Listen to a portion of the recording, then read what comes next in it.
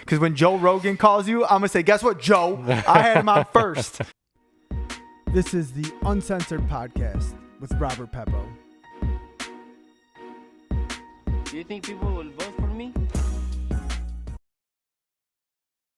I think we're ready. All right, everybody. Welcome back. This is Robert Peppo with This is Uncensored podcast with Robert Peppo, number 29. Today, I have a very special guest. Tim, thank you very much for being here. I appreciate you making time for this. Thank you. So good to have you, dude. As always, the podcast is sponsored by Peppo Subs, my restaurant. Please check it out on all social media platforms. And let's get into it. So, Tim, I'm going to do a little short intro on you because I want to, let everybody know who's here with me. Tim is not only an avid outdoorsman, a researcher, an engineer. I could go on and on probably, but the most important part of this is I think you're definitely the smartest person I know, right? And smart can be relative because I think I'm pretty good at things. But there's just a level to some things some people know that just blow your mind all the time. And you've done that for years. And I'm so excited to have you on just to give the people a little taste of all the cool shit I got to hear for the last I don't know how long have I known you? 12 years? Yeah, 15 maybe? Years. Fuck, man. So again, thank you, Tim. I hope that was a proper intro because there's not enough words to describe all the shit you're good at and what you do. So, so I wanted to just talk about everything today with you. Okay. For the listeners, if we had about 5 hours, it probably wouldn't cover it. All right. So there's definitely going to be a round 2 to this, I'm sure. But Tim, why don't you tell me just a little bit like how you grew up and like being an outdoorsman and building things and just being generally handy, go with your hands, engineering. How did that even happen? Like from a young age, I'm assuming, because you got really good at it. I met you at like maybe you're 17, 16? Yeah, 16. Okay. My first job. And you were smart as fuck and good at that shit then. Okay. So. Yeah,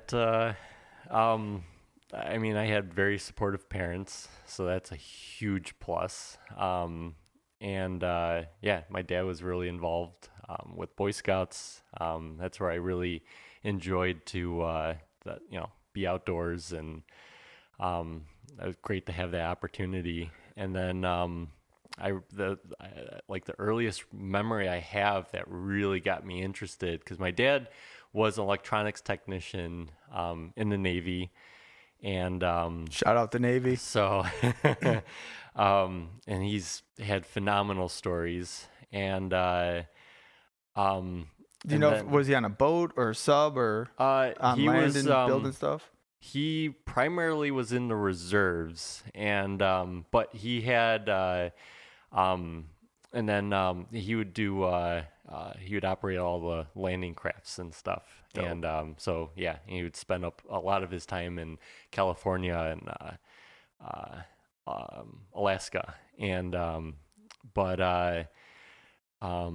being in the military, even though I've been in for now 6 years, there's just so much shit that goes on. It's such a huge organization that we don't know what most other MOSs do, what other people's jobs and roles and responsibilities are. And when I hear things about like what other people do, it's just awesome. Just the scope of the things, the depth at which it happens at, and the size that it gets done at, it's pretty awesome. Mm-hmm. So, yeah, cool. Yeah. Now, actually, I want to go back. I was not in Boy Scouts. Do you think Boy Scouts is a good thing for young men to get into? And yeah, absolutely. Unfortunately, our troop downsized a lot. It's really hard to find. I mean, I guess new people. I know our troop struggled, and some of it's leadership. And I remember it was very prevalent back in the day. Yeah, more so. Yeah. Maybe that's because I'm older now and I don't have children, so I'm not aware of it. But I know when I was growing up, people in Boy Scouts, they were always doing stuff. Yep. Very involved, very active. I think that's a great thing. Now a lot of people are involved in video games and things like that, and to each their own. But the being outdoors part and learning and having mentorship and things like that is pretty cool. Yeah, and I've always one of my bucket lists jobs or goals is I've always wanted to go to Antarctica. I mean, of course you did. The the last polar vortex we had, I slept outside because it was, I have all the equipment to go to Antarctica. I have the Canada Goose, and it was just like, and yeah, I spent the entire day outside that day. So Tim and this Canada Goose stuff. All right, listen, Tim's like an avid outdoorsman. I told you, right? Survivalist. You know, let me tell you one thing. If there was ever a world war here, a catastrophe, the power grid goes down, guess who the fuck I'm calling? You know where I'm going right away? You know, some people say they'll come to me because the army and, you know, resources and shit. No, motherfuckers. Fine, we can group here. Yeah. Guess who we're going to find? We're going to find Tim. And we're going to consolidate, all right, at the rally point with Tim. All right, the fucking first person. I told Alex, if I ever, because I like to do extreme things, if I was ever to hike Kilimanjaro, which we've talked about, yep. I don't know that I'd ever do Mount Everest. Yeah. I don't know. Yeah. It seems... Listen, I'm okay with danger, for sure. Yeah. But if I had to do it, it would only be with him. I don't give a fuck who it was. There's a level of trust and understanding that if you hire someone, even and they're like really good at things, there's a difference of when you know what someone can do. That's you. So thanks. Yeah. So. But yeah, my earliest memory was my dad and I built a strobe light, and it was something on the order of like 700 volts, and I touched it, and it was like a flash circuit from a camera, an old school 35 millimeter camera, and that I think really was what sparked my interest in electronics, and you guys built model planes and stuff, right? Yeah, and then dad flew them as well? Yeah. And then, I mean, it's weird because I was fixing the sink for my mom, and as I was doing it, she was just looking at me like, how do you know how to do this? Like, I've known you forever, and it's like, where did you, and it's, I mean, for me, it just like is logical. I just kind of just like pick up the screwdriver, pick up the wrench, and just kind of get to work and doing it. You think that's because you see how things are put together? And you understand the mechanics of it? Yeah, and I know I am dyslexic, so I think that has a huge component to just. I guess we're all wired differently. Yeah, and it's your way of learning. Yep. Yeah. And I'm very I really love theory, but I really gravitate and I really get the best out of my money by doing things hands-on and actively. My last project I worked on. At home was a radio interferometer, and so basically in the backyard I have a handful of antennas and about 8, and then they all kind of work together to act as one massive antenna, and which was absolutely a fantastic project to really and it's something if you went to school for if you went to school for radio astronomy or something, or physics, they teach you this. They teach you a Michelson interferometer and how waves cancel and add. And I've always had this theory. I've always had this knowledge base of just electronics, and I mean the engineering component to it is just I guess how I'm wired.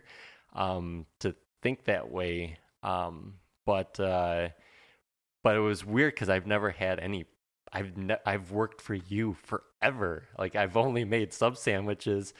I've never had any real world experience, and that was a little troublesome for me because I wasn't. It was a blessing, but troublesome because you didn't have a paper background. Yeah. You didn't have a degree that said Tim knows how to do this. Yep. Even though you knew how to do it and probably just as good as the teachers. Yep. And I watched that for years. Yeah, I went. I did. I went for my associates because it was really important for my family. But it wasn't easy. I struggled with it. I mean, for a 2-year degree, it took me about 4 years to do, and for 4 years the amount of money, and even though I went for electronics and computer control systems, which I did, I got all A's in the classes, and it was hard because,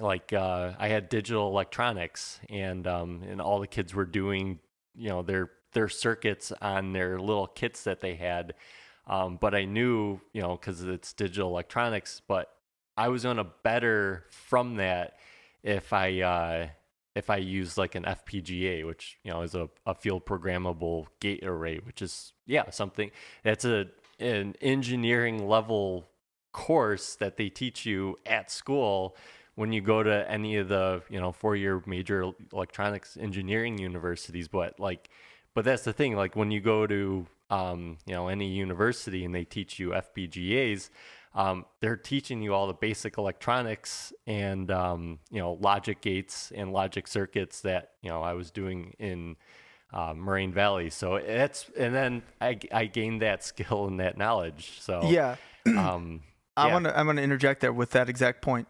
I don't know how you feel about Elon Musk, but he's been very vocal about, if you can get it done, I don't care what fucking paper you have. Yep. It's like, is he the best engineer in the world, best programmer? People say no, he's not. But why the fuck can he get it done? All right, and who does he hire? He hires the people who can get it done. And whatever, it doesn't matter. And although degrees and stuff, that's cool. People need them, want them, to each their own. That's cool. But traditional school sometimes doesn't cover everything for everyone. Yep. It sure didn't for me, because it took you 4 years to get a 2-year degree. I'm going on about 20 years trying to get my 2-year degree. I didn't do it. But traditional school wasn't for me. I didn't excel there. You excel with hands the fuck on in the environment you need to be in. And I think you were actually my first insight into realizing I wasn't alone. That school wasn't for me. I didn't excel in here, and that's okay. You can still be really smart and good at things. Sweet.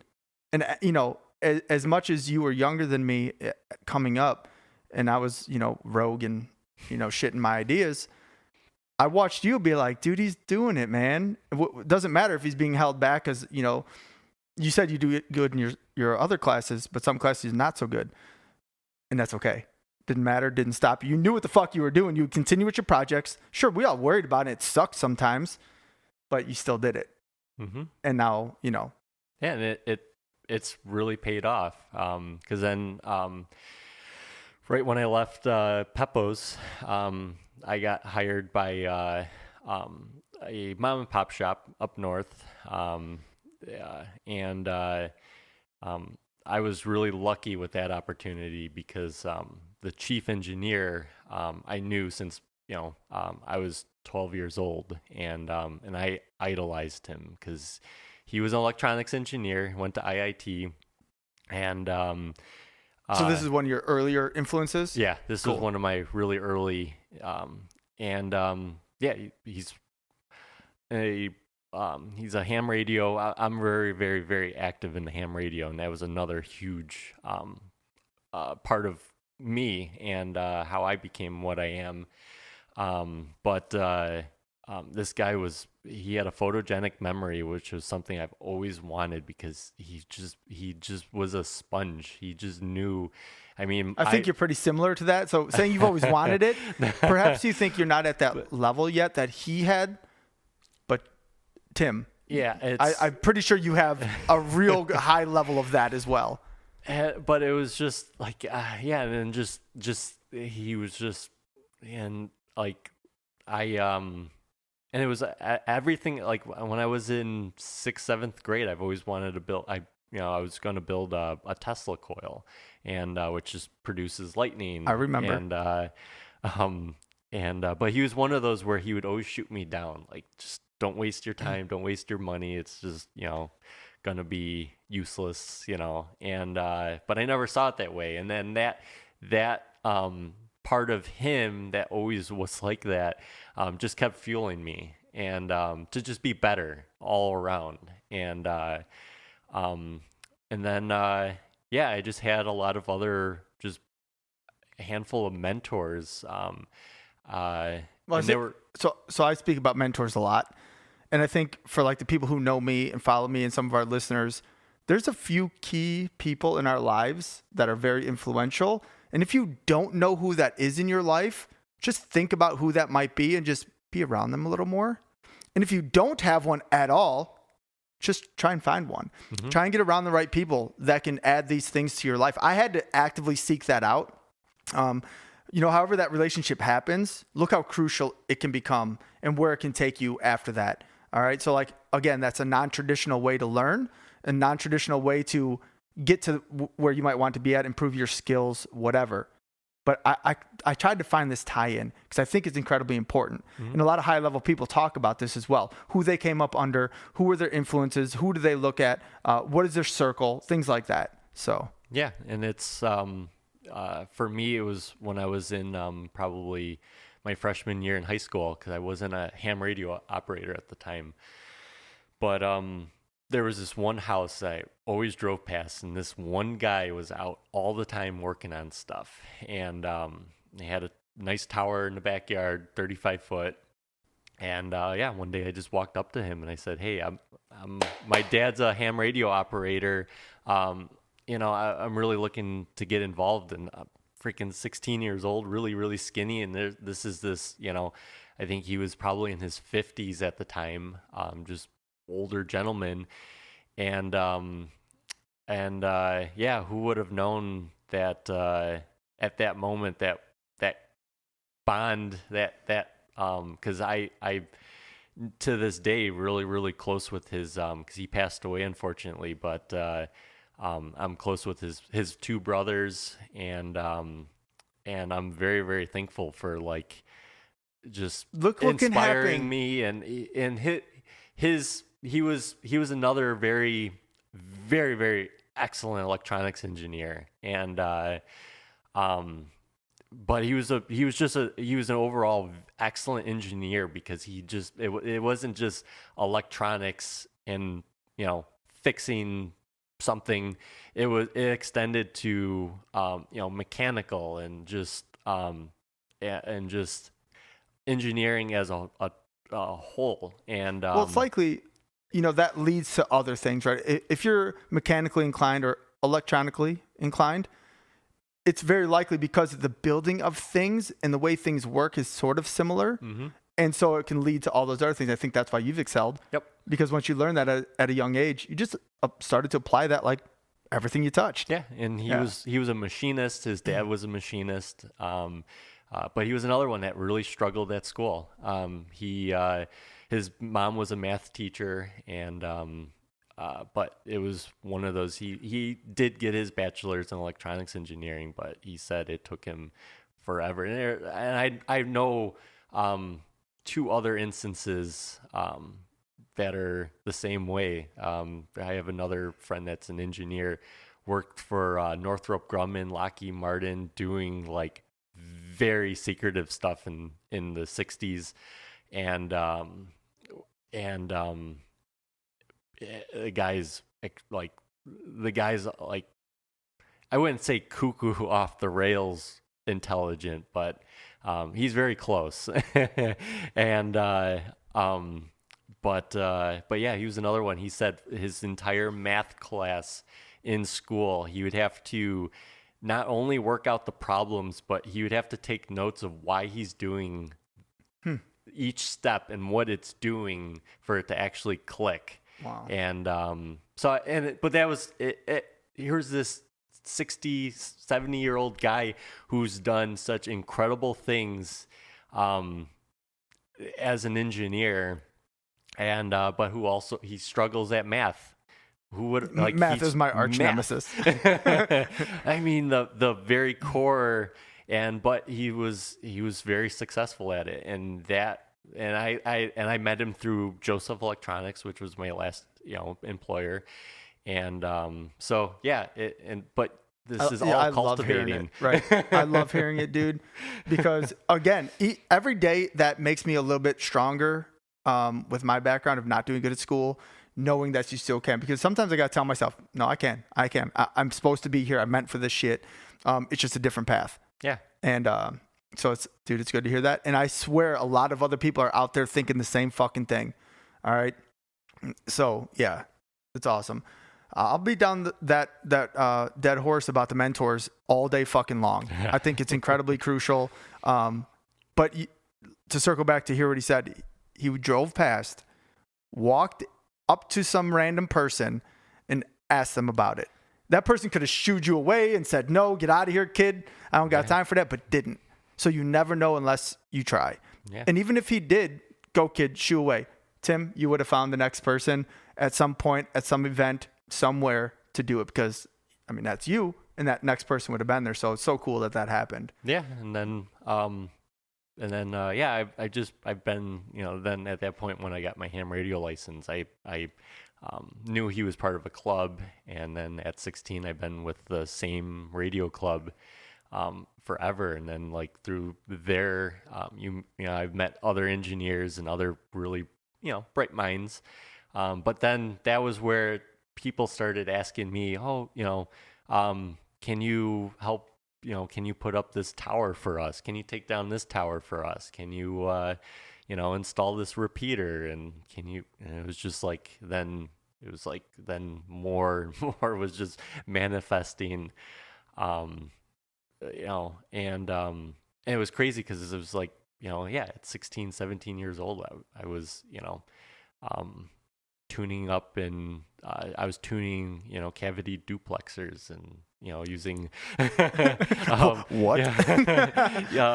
It was just really high level stuff. Yeah. And then, but it was all real, it was good experience and you like doing it. Yeah. It was just, right. It was an afternoon in the garage and, so that kept, and I've always, I still have a very entrepreneur side of me. I do really appreciate helping other companies but I know my true value is, eventually when I have my own business and which has just been, just time. But well, you've always had incredible ideas for sure. It's why I love you, dude. And we don't have to talk much about all the things you did. Like I said, we don't have 5 hours. Yeah. But like even like building apps and programming and shit like that, dude, you've done a lot. And so the entrepreneurial thing is clearly what I like. This podcast started as Small Business Uncensored, and any business starts as a small business, and then who knows where it goes. Yeah. And I know what you're capable of. Yeah. So the part 2 of this is going to be fucking fantastic as well. So. Yep. At what point do you think like that when you were building the supercomputer? And even some storm chasing, right? Yeah. Was in there? Yep. Is that all around the same kind of time frame? Yeah. That was like probably in my early 20s. And but it's weird because if you follow this, it's weird because it's also, I still consider myself inquisitive, but it's like I'm starting to notice that now connection of as you start gaining more and more experience and knowledge, the excitement out of some things start to diminish because it's like you know the secrets already. Yeah. And so so now I guess that's good because it's feeling the further frontiers of like what is now considered bleeding edge and so being inquisitive with that, which, is still driving like the future and stuff. Well, it's like the scientist part of you. It's never done. Yeah. There's an evolution of literally everything. Yep. Right. In electronics, right, the basis of some of these things might be the same, but what you can accomplish with them, what you can build is probably never ending. Yeah. Yep. I mean, and you're born in the perfect time in this technological age to be able to do that and be part of it.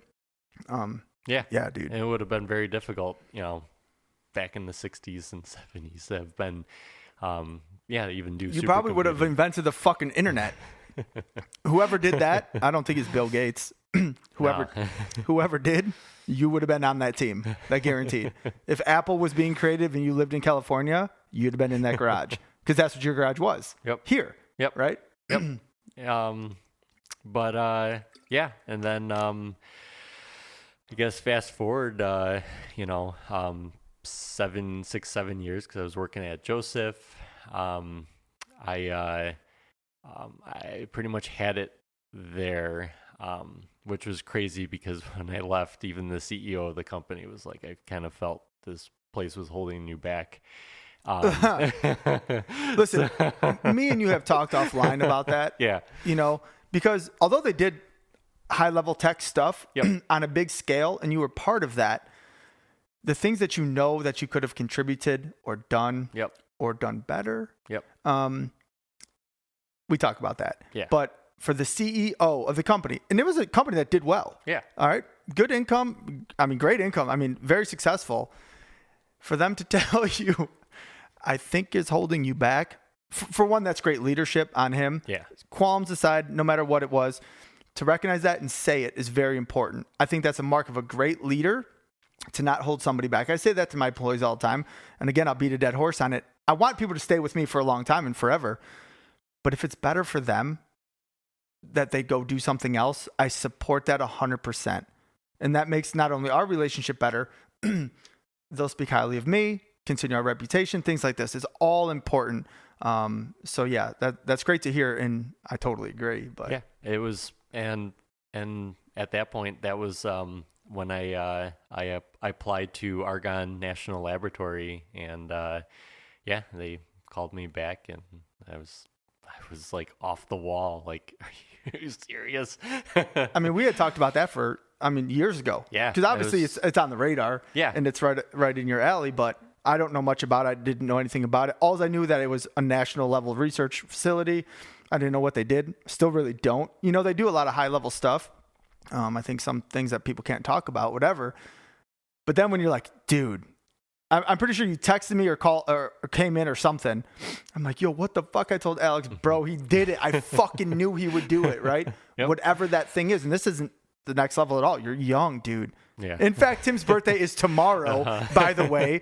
All right. And he's a young man that's, had that little struggle coming up and finally landed this fucking dope ass job that could probably lead to anywhere else you want it to be, not only with them, but then after that, So yeah, talk a little about Argonne. We skipped over a billion things, and I'll weave some back in. But yeah, talk about that because it's awesome. Yeah, it was one of those. I had.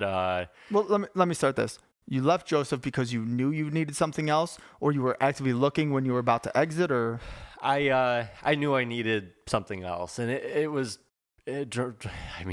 I still to this day, because one of my mentors that I loved so much growing up was my boss that I still am very close with, and I know he was carving me to replace him when he retires, like as chief engineer for the company, and I held on to that because I wanted that, and but it was just that it was that demeanor inside that just couldn't do that, and so at that point, that was when I had to.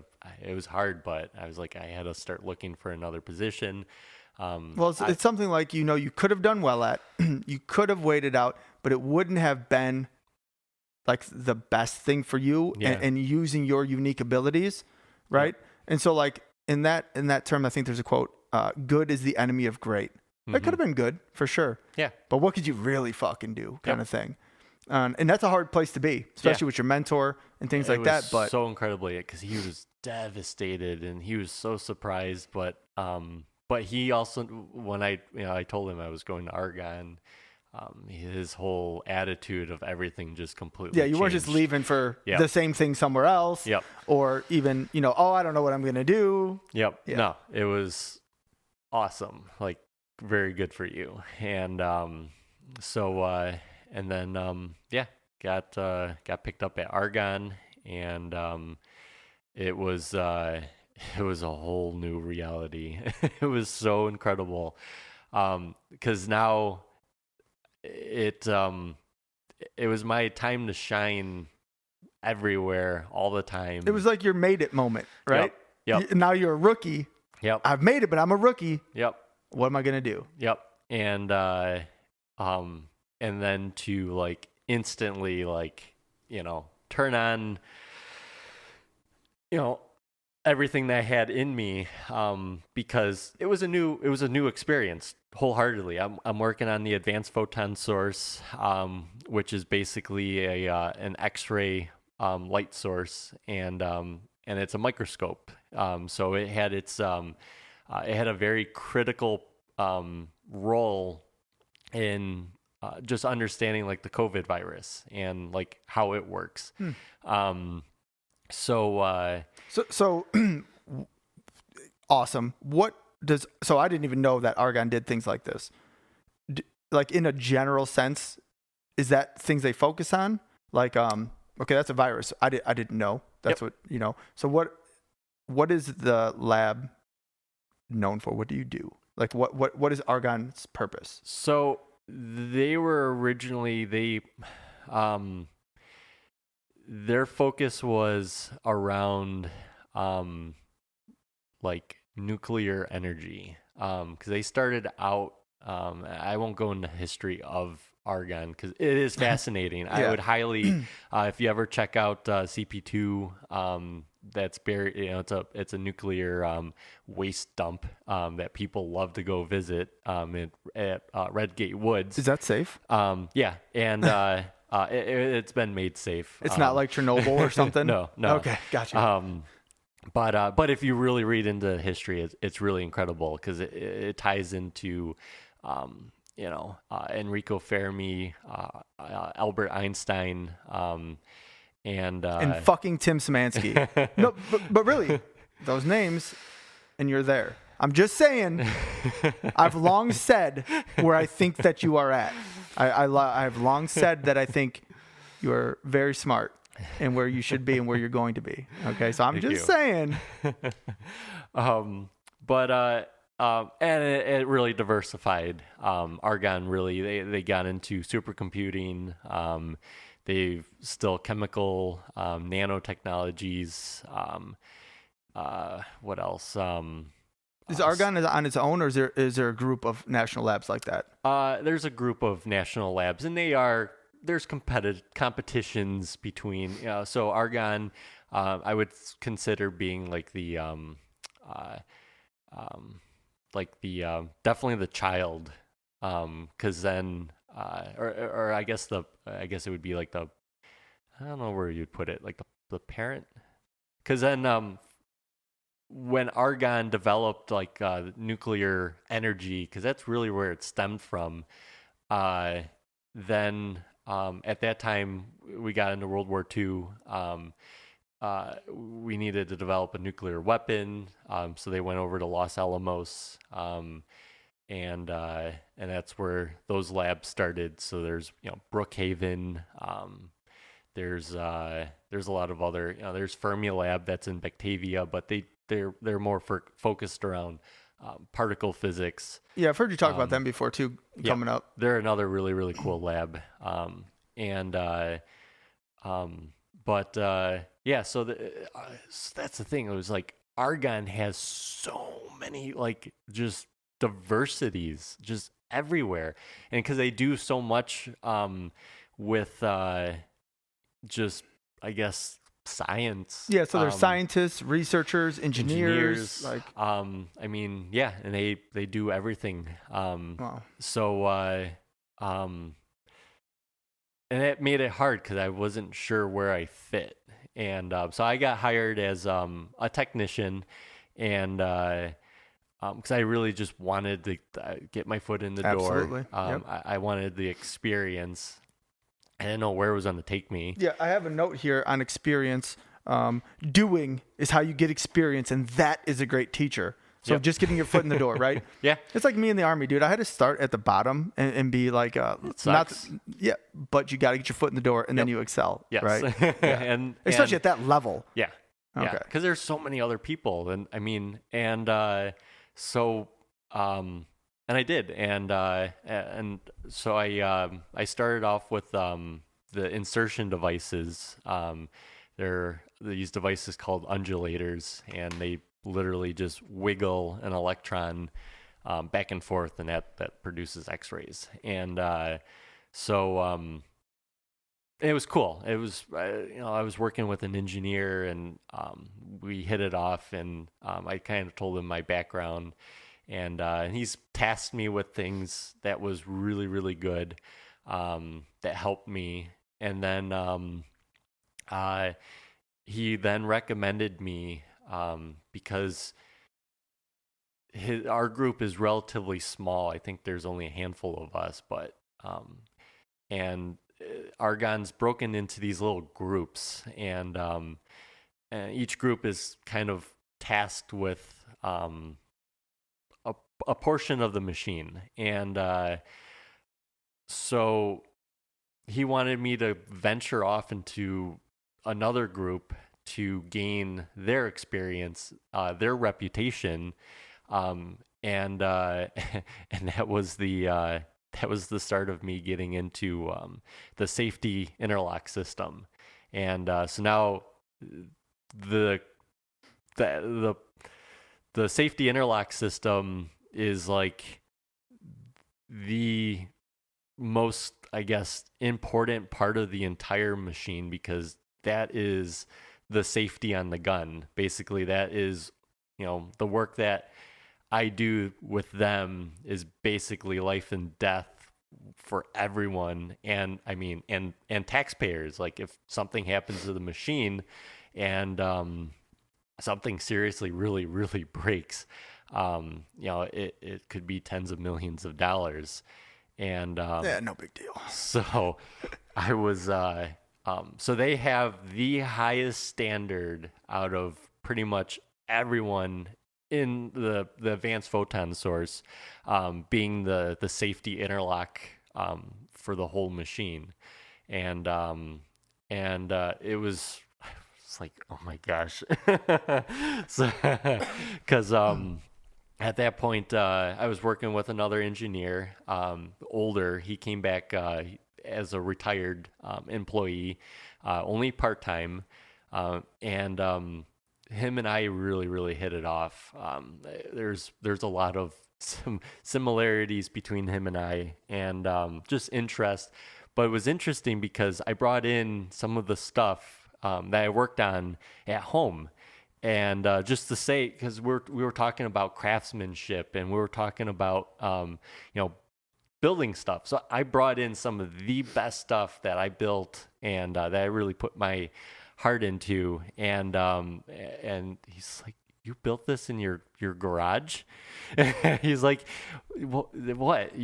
You built this in your garage?" I built a regenerative receiver, but using a vacuum tube. And but it was one of those where I've always wanted to build one. It was a simple project, but I was able to put like craftsmanship into it. And yeah, I was able to put my name on it. And I love it. You want to know, before I forget this, you know what else Tim built that I loved and I tested out in a life or death situation? An old school scuba mask. You fucking welded that thing? Helmet. The diving helmet. Yep. You fucking welded that thing and put and guess what? I tried that shit out and it worked. Yep. I'm proud of you for that one. I know very low level, but cool as fuck for me, okay? Yep. And so he knew, and so it was cool because that allowed him, because he was, I guess the safety lock system they had a really good reputation, but it wasn't, I guess, concrete. Like, they had a checklist of things, but it wasn't good enough. And that was Rich's goal, was to create this program within our group that would be able to, I guess, create like what's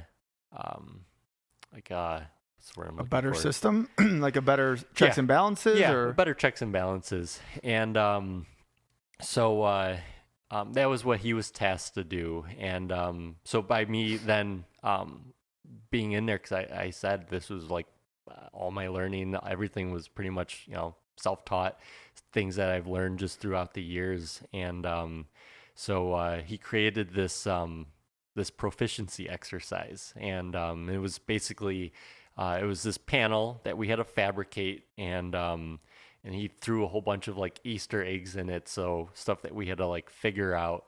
But it was cool because it was like, all right, now is my time to really, really shine, because I'm giving this opportunity to fabricate this panel, which it's really, really simple, but it had to be done to the highest level and the highest degree, just to make it on the team, and I did, and it took like a handful. It sucked because it was like it took a handful of months to do, because I wasn't able to work on it like consistently, but when I was done and it was graded, I guess I graded higher than everyone else that's been working there for 7-8 years. And he was just like, "You're just a tech." So you should wait and see, motherfucker. So I was in. I mean, it was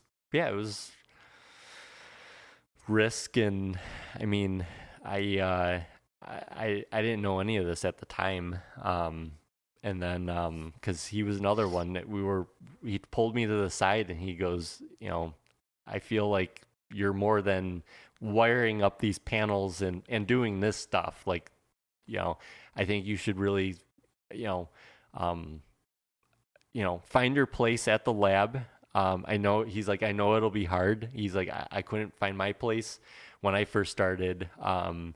But when you do, it may be research, it may be, something else. But because he's like, I'm not gonna. He was like, I feel like, this isn't you. So in this environment, do you think that because now you're, have some recommendations, a couple of people have said, hey, this is something you could do. In that environment, though, do you need the school work, the paperwork, the degree, or in that environment, does someone speaking on your behalf and your merit within the company matter just as much, or maybe even more, because you can execute, and someone who's been there, who's very good, who's trusted and respected, says, hey, this kid can do it? Yeah. That gets a little, it gets a little tricky, and I get it. But cause, for instance, doing like a, power supply. If somebody asked me to design a power supply, I could design you a really nice, switching power supply. But it's, even if I designed it really, really well and everything was perfect, but something happened, there's that aspect of, all right, they would question whether or not, all right, did you have a paper? Did you have if it happened with the person with the paper, what would happen? I guess the same thing. The same fucking thing. It literally boils down. And I've been there. I've only been at Argonne for I think 5 months now. So I'm still really new. Sure, that's very new. I'm very new. Yeah. And I'm still learning the way everything works, because we've had we had somebody put in fuses on a panel, and but the fuses were put in the wrong box, and he took those fuses, so they were fast blow switch. They were fast blow or normal time. They were normal fuses. They weren't a time delay fuse. So when they powered up the panel, all the fuses blew. But that is a huge no-no, and that was a huge investigation. And he was a tech that installed it, and he didn't know. But it's like, so yeah, I'm learning, and what my opinion is? The piece of paper or experience or the application process gets you in the door. Yeah. Once you're in the door, the process should change. Yeah. Okay. It should be a merit-based thing. Yep. All right. Sure. Get in the door. You got to be qualified. Like, I can't apply at Argonne. They should never hire me. Let's just put that out there, right? I'm not qualified to do anything there besides maybe security or some shit. Okay. But once you're in the door, because of however the fuck you got in, clearly for a reason, the rest should be merit-based work, tenure, the people who recommend you, the things that you've accomplished. Yep. That to me goes so far. Like for Peppo's too, at our level, if you're really good, cool. If you've been there for 10 years and suck, I'm going to take the person who does really good. It just is what it is. Yeah. It's because once you're in the door, everything becomes kind of equal, and now it's who gets the job done. Yep. And and it's cool because there is there was one tech that I work with who's now an engineer, and he's been there for I think he's been there for 12 years. But that entire time he was a tech, but like somehow through those 12 years he cultivated the knowledge, the experience, and now is an engineer. And and it was the same for Rich. My boss started out as a tech and then eventually became an engineer. And but the drawback on it that I feel, and I've only felt it because I'm at Argonne, is the fact that I now, because I don't have a paper, always find myself defending myself and my reputation and what I can do, which can get a little exhausting. Sure. And because it's every time I meet somebody new, it's like, oh yeah, and an education may come up, and it's like, well, this and this. Well, it's a natural thing, I think, in that environment, because a lot of people are probably well learned. Yeah. From university or something. And so it's natural to say that. And then once you don't have that, I know how it would feel, because that was me. Yep. I'm totally cool with me now. Yep. No one, I'm good in any circle, right? Ain't nobody call me, because if I didn't go to school, I don't give a fuck. Yeah. You know what else I've done? So I'm good.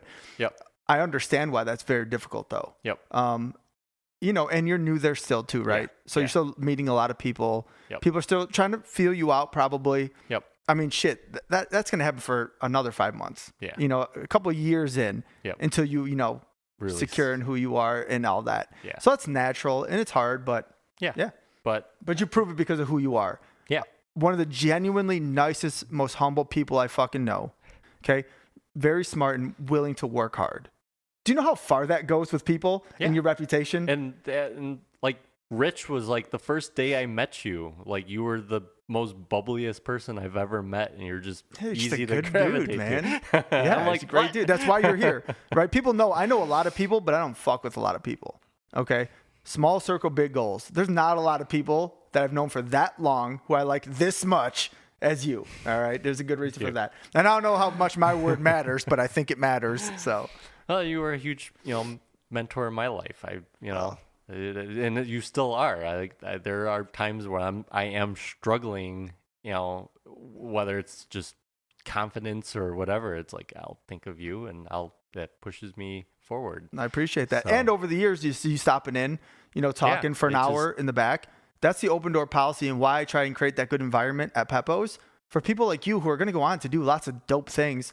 To still be able to come in, talk. First of all, I want to know, because you specifically, but anybody that's been with us, right? But those times you're like, hey man, I'm gonna stop by, or you just pop in and we talk for an hour. Yep. I love it. I might not understand most of the things you're saying, but I love it.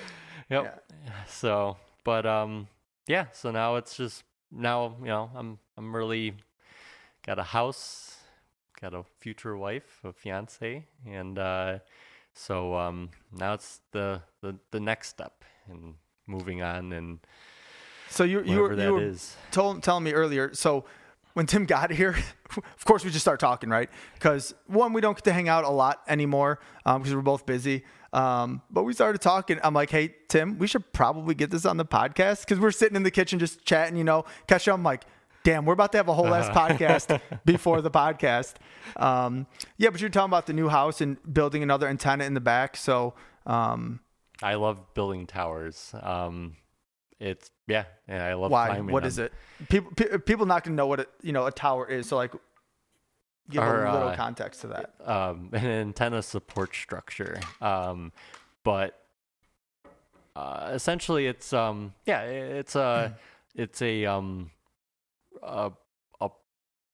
section of poles that just, I guess, get put together. And so I started out with a 50-foot tower, and and that's where I really got my experience, because there was a few members in the club that were engineers, and we put together my tower, and I got that real good hands-on training and understanding of how to do it.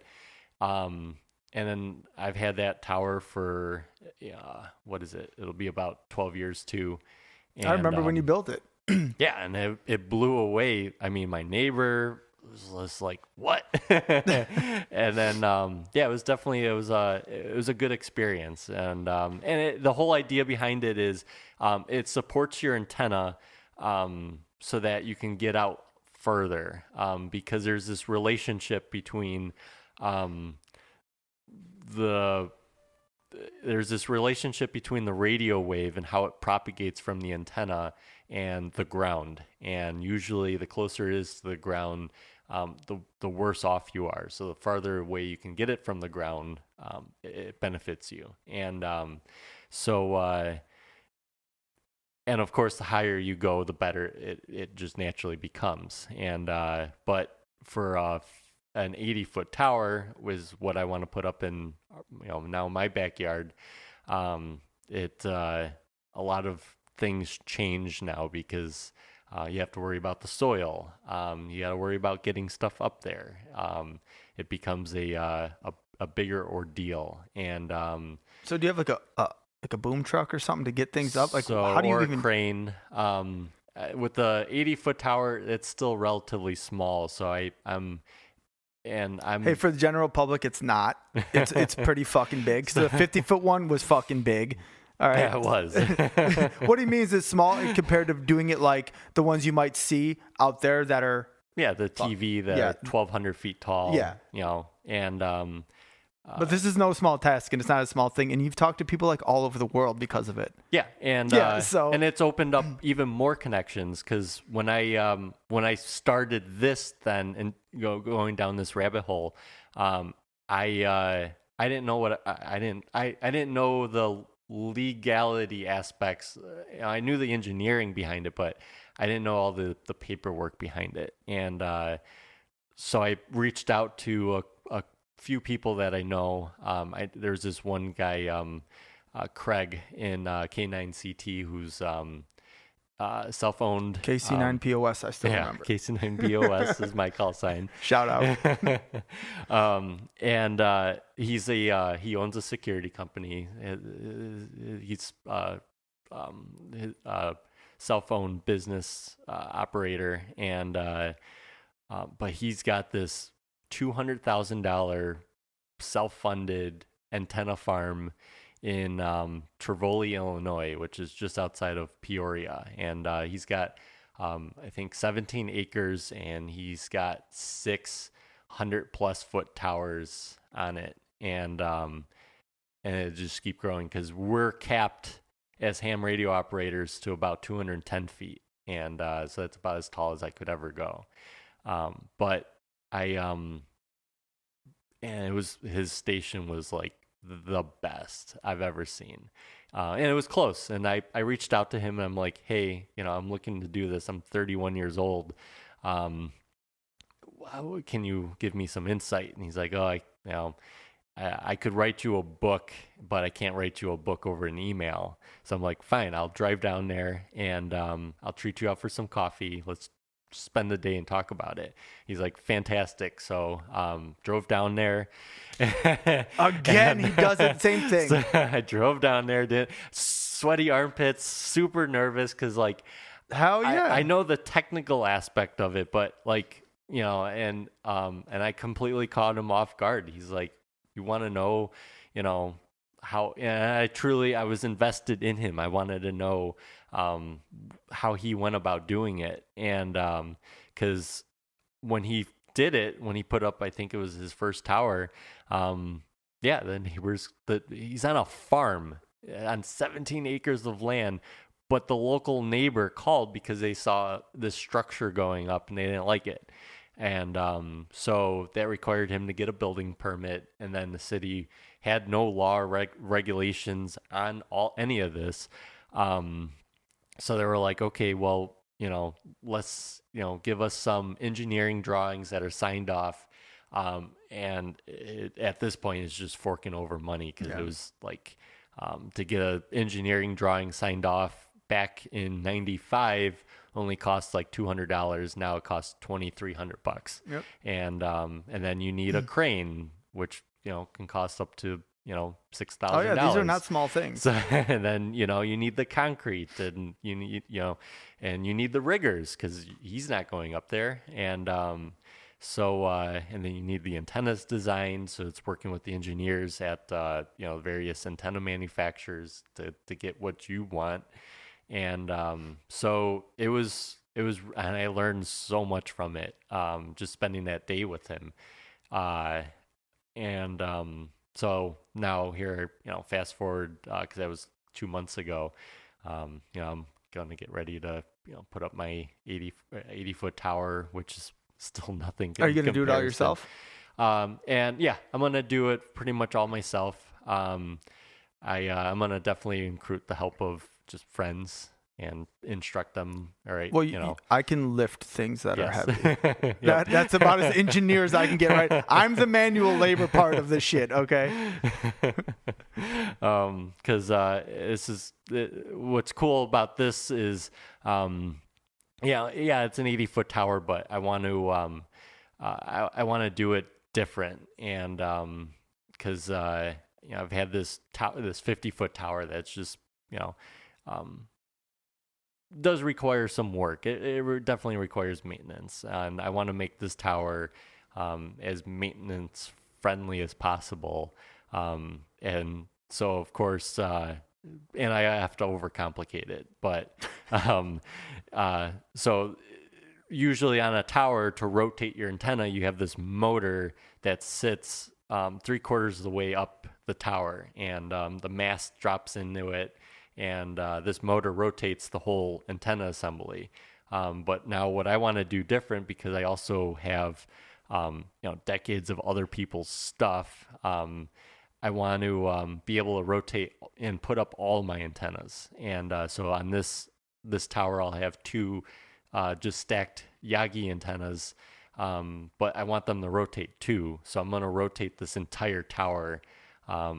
And so the whole 80-foot tower will basically sit on a motor, and the motor will rotate the whole tower.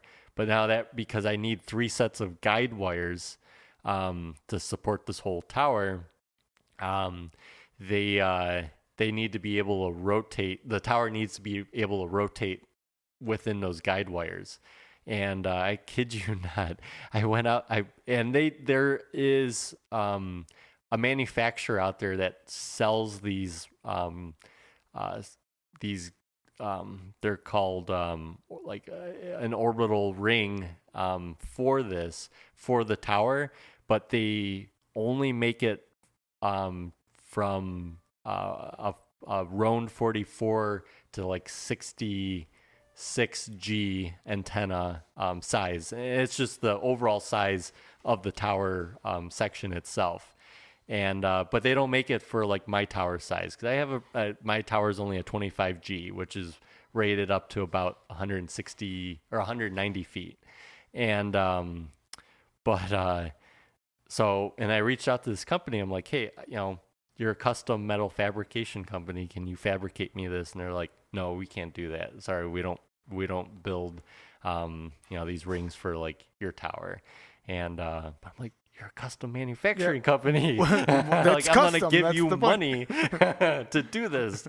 And, but they're like, no, sorry. So I have my own, machine shop. And, so I'm getting all the metal to start fabricating. And just going to do it yourself. And this is what I mean about figuring it out and being that capable in order to do something like that. It's relative. I just figured, they do it. They could downsize it and just do it for my tower, but no. So I'm just gonna do it myself and fabricate this whole thing. I gotta fabricate 3 of them, and then but yeah, and there's and the way I'm doing all this, I'm planning ahead, and I want to do it, as right and as best as possible. Because I got to go up there too, so and you don't want it to fall on your house. Yeah, or the neighbors. So there's a lot of factors that all come. So even but I've all through all these years, I've just been, I guess, just captive into this stuff. Yeah, so. you know what to do for sure. But yeah, so that's that, and then and then the ham radio is just another critical, because it's there's a lot of overlap. People can get into ham radio. Anyone can get into ham radio. For maybe $35 for a small radio, but it's the path that it can take you, because there's people that just like talking on the radio, meeting other people, which I really enjoy doing. But I also like building my own equipment. I like like this. The engineering. It's like we're doing right now. Yeah. You can start a podcast with just your phone. Yep. Right. Yep. And at some levels, I did that, and then I bought like a little USB mic. Yep. I was like, oh, this is cool. And then it leads you to all these other directions, it just grows and grows with other people. And, exactly. And I mean, it's crazy, because now my shack, the stuff that I have secured, at 31 is like captivating and and like truly like incredible to like other people that I know, and to where I had a couple of kids that wanted they came to me, they were through Boy Scouts, but they wanted to get into ham radio, and it's they were interested in electronics, and so it was just like and it just keeps repeating itself. And there will be more, because you're such a teacher too. The way that you explain things and slow it down, especially if you were hands-on in your environment with someone else who can like pick that up and is techie like that. It's not me, but I think that's one of your fortes for sure. Thanks. So that's awesome. Tim, I think we're going to wrap it up here. All right. I want people to have a round 2 at this. Okay. Because we skipped over a whole lot of stuff that even in my mind right now is coming back and all that. But we'll wrap it up there. But dude, thank you so much. Thank you. Appreciate you so much. Again, everybody, I appreciate you guys listening. I'm going to put all the links in the description to watch this. Please share it with your friends. That's all I ask. Again, it's sponsored by Peppo Subs. Please go check us out. I can't say enough about Tim here. So when he's come back for round 2, we'll get it in then. So Tim, thank you. I love you, man. Appreciate it. Thank you for, giving me this opportunity to really like bring myself out. Yeah, dude. I want the world to know who you are before you become the Albert Einsteins and the Fermis. All right. I wanted the first fucking podcast with you, because when Joe Rogan calls you, I'm going to say, guess what, Joe? I had him on first. All right. So, Tim, I appreciate you, man. I can't wait to see what you do, dude. Thank you. All right. Out. This is the Uncensored Podcast with Robert Peppo. Do you think people will vote for me?